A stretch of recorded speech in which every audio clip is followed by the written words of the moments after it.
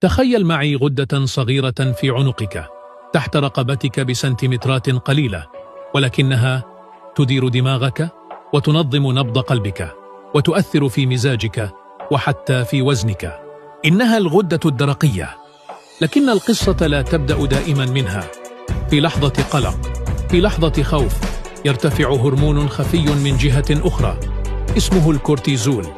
وعندما يرتفع الكورتيزول يبدأ السقوط الصامت، تضعف الغدة الدرقية، تختل وظائف الأعضاء، تنخفض المناعة، وتدخل الهرمونات في دائرة من الإرهاق دون صوت. تبدأ رحلة العلاج، دواء ثم دواء، ولكن لا تحسن، لأن السبب لم يلامس بعد. فإذا أردت أن تعالج الغدة الدرقية حقا، فابدأ بمن يتحكم فيها أولا: الكورتيزول، القائد الصامت.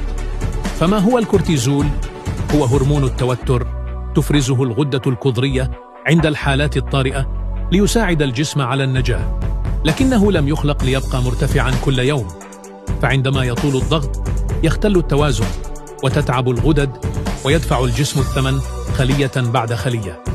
وفي النهاية ليس كل خلل يعالج بدواء، وليس كل ألم مصدره الغدة نفسها. أحيانا يكون البداية في التوتر والنهاية في فهم الجسد. اهدأ، فالصحة تبدأ من التوازن. وإذا أعجبك هذا الفيديو فلا تنسى الاشتراك، فبدعمكم نستمر.